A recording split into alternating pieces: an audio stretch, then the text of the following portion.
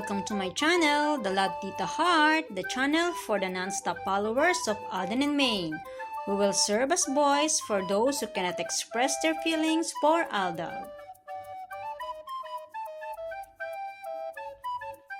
Kamusta po kayo mga ka-non-stop? Good day po sa inyong lahat. Bago po tayo tumungo sa kaganapan kay Alden and Maine, please subscribe and hit the notification bell para ma-notify po kayo sa mga bagong video na i-upload ko.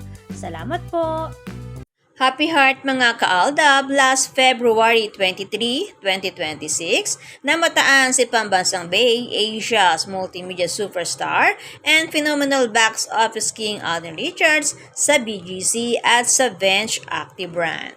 And February 24, 2026, triathlon training, morning ride muli para sa papalapit na triathlon race, puspusan ng pag-iensayo para sa kanyang parte ang cycling leg.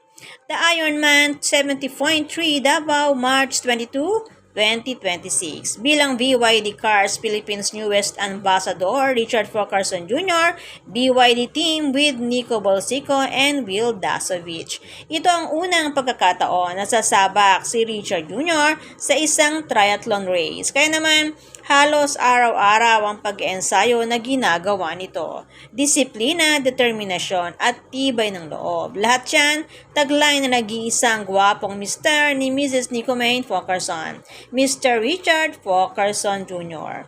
February 27, 2026, habang abala si Richard Jr. sa kanyang pag-ensayo, abala rin si Mengay sa Pilates. Dahil dati sa gym nag-exercise si Maine, lumipat siya sa Pilates. Mas expensive kesa sa gym, sa bagay upward naman nila.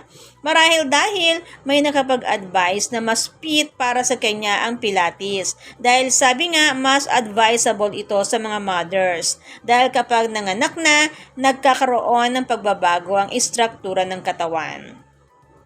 Sabi nga, 4 na ang anak nila Mengay and Tisoy. Kung hindi po ako nagkakamali, 2 babae at 2 lalaki. Marami sa ating mga ka-true-blooded Alden Nation ang nakakaalam sa private life ng mag-asawa, ang nakakaalam at nakakakita sa mga anak ng matriarch. Mas tanyag nga lang si Baby Teo or Baby Seb at Baby Playmate hanggang kay Baby 30. Pagdating sa pang-4 nilang anak, hindi na nakapagbigay ng larawan dahil time na ng malalang parte ng sarsuela nang ipinagbuntis at ipinanganak ang pang-4 nilang anak. Ayon po yan sa mga nakakaalam at nakakakita sa kanila in person. Sa mga ka-Aldab po natin dyan na medyo pinanghihinaan na po ng loob, ang masasabi ko lang po, hindi po tatagal ang pagkikipaglaban ng mga ating ka-true-blooded Alden Nation kung guni-guni lang po ang lahat. Patuloy po ang kanilang paninindigan at pakikipaglaban.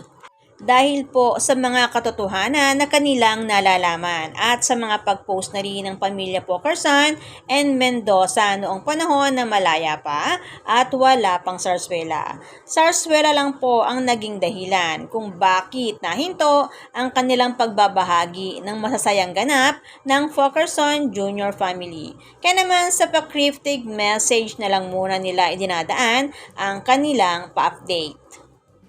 Tandaan lang po natin na 2023 pa lang naganap ang pinakamadalang parte ng sarsuela. Kaya sariwa pa po yan sa utak ng mga netizen. Pero ika nga, lahat naman ng mga yan saksi si Lord. Ika nga, hindi natutulog ang Diyos. Kaya hintay lang po tayo sa God's perfect timing and God's perfect plan. Ang importante po na una nang ibinahagi nila Mengay and Tisoy ang pagiging mag-asawa nila at aminin ni Maine sa kanyang pag-post na Seb ang pangalan ng anak nila ni Richard Jr. Tandaan lang po natin na isa sa dahilan ang masidhing pakiusap ni Alden na mapakasalan si Maine noong taong 2016 dahil sa sobrang pagmamahal nito kay Nico Maine. Ipinaglaban nito ang pag-ibig niya kay Mengay na sinasabing may nalabag na di umano si RJ sa kanyang kontrata na naging sanhi ng pagiging sunod-sunuran ng mag-asawa. Ika nga, nobody's perfect in this world. But with the Lord, everything is perfect. Sabi nga ni Richard Jr. May panahon ng paghuhukom, may panahon ng pagbubunyi. Higit sa lahat, may katapusan ang kasamaan. Samantala, February 27, 2026, binigyan ng recognition si Alden Richards bilang the most valuable taxpayers at the year 2025. Sabi nga ni Alden Richards, more than just a legal obligation but a commitment. Tandaan po natin na magbayad ng tamang buwis sa tamang oras. Sabi nga ng isang nag-comment, panay bayad daw ni Alden ng taxes. Ninanakaw naman daw ng mga mambabatas at kurap na opisyal ng bansa. At sabi naman ng isang nag-comment, panay bayad daw ni Alden ng buwis, ninanakaw naman daw ni Panot. At ang sabi naman ng isa, may karapatan naman daw pala si Alden na paringgan ang mga magnanakaw ng buwis ng taong bayan, ang mga tinatawag na kurakot. Kaya nga ang sabi ni Richard Fulkerson Jr. sa kanyang last year interview, ang bahay na kanyang ipinapagawa galing sa malinis na pera. Clean money, hindi tayo sasabit dyan, ang sabi ni Richard Jr.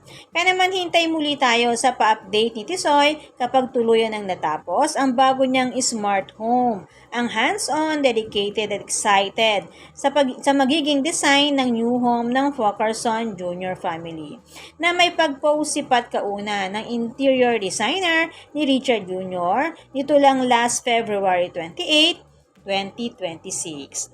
At sa nakaraang media conference ng Stars on the Floor Season 2, may pagtanong kay Alden Richards tungkol sa mga series na kanyang ginawa noon. Pinapili si Alden, Ilustrado or Destined to be Yours? Ang sagot ni Alden, pareho kasi pero sige, Destined to be Yours. Iba na naman ang mga ngiti ni RJ basta mga tanong na nagpapaalaala sa kanila ni Mengay. Biglang nagbabago ang ngiti at ningning ng mga mata ni Richard Jr. Pamagat pa lang yan ng teleserye. Paano na kapag tinanong siya tungkol sa pag-ibig niya kay Maine?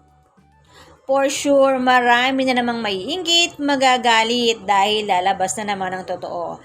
Aminin man o hindi ng mga nagbubulag-bulagan at nagbibingi-bingihan, biglang nagiging walang kasing saya at sarap ang ngiti ni Richard Jr. kapag si Mrs. Nico Maine ang nababanggit, lalo na kapag tungkol sa pag-ibig nito kay Maine. Katulad ng umamin ito na na-inlove talaga siya kay Mengay. Ang mga ngiti na ito at ningning ng mga mata, nakikita lang yan basta pag-ibig niya ang pag-uusapan tungkol kay Maine. Tama ba mga ka-Aldab? Kaya naman February 28, 2026 ang pag-post na ito ni Maine na nilike ni Alden Richards para sa birthday girl, Mengay Nita. Kaya naman happy birthday Nico Maine Fulkerson. Balikan natin ang pagbati ni Richard Jr. kay Nico Maine noon sa social media nung malaya pa at wala pang sarswela. Happy birthday mahal ko, Maine DCM, ang sabi ni Richard Jr. Gamit pa ang larawan na ito bilang tanda ng kanilang pagiging mag-asawa. Last year, ipinakita ang birthday party ni Nico Maine na naroroon si Richard Jr. Ngayon, hintayin natin kung magbabahagi muli sila. Nakita naman na walang kasing saya at sarap naman ng mga ngiti ni Nico Maine habang naroroon at ibinahagi ang larawan na kasama niya ang pinakamamahal niyang gwapong asawa, Richard Fulkerson Jr. Na masasabing pareho sila na nagiging aura kapag magkasama.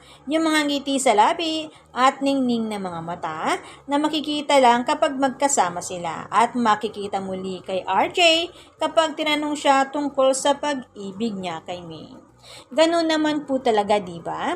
Kapag tinanong ang isang tao tungkol sa pag-ibig niya sa kanyang tunay na minamahal, bigla itong napapangiti kasi naalaala yung kilig at pakiramdam na mahirap ipaliwanag. Katulad nito, ika nga, ang mga mata ay salamin ng ating kaluluwa. Kaya sa ngiti at mata pa lang ni Richard Jr., alam mo na oo ang sagot niya, na na-inlove talaga siya kay Maine. Pero ngayon, wala na muling nangangahas magtanong.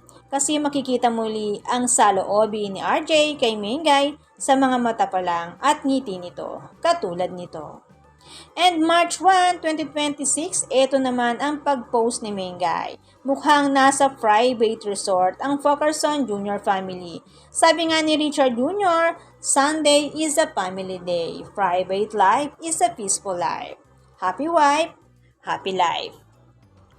Kaya naman, good vibes lang po tayo man non-stop. Salamat po sa lahat na nag-comments at sa lahat po ng buong pusong nagmamahal at sumusuporta kay Alden and Maine. Salamat po sa lahat ng subscribers. Shout out po sa inyong lahat. Thanks and God bless everyone! Salamat po sa lahat na comment. Shout out po sa inyong lahat. Sorry po, hindi ko na po kayo iisa-isahin. Sobrang dami po ninyo. Patunay lamang po ito na talagang lumalakas lalo at sumisigla ang buong fandom sa ganitong pagkakataon. Salamat po sa inyong lahat. Aldab lang ang malakas. Hangad ko po ang magandang kalusugan para po sa inyong lahat. Salamat po Aldab Nation and True-Blooded Aldab Nation. Thanks, stay safe, and God bless everyone!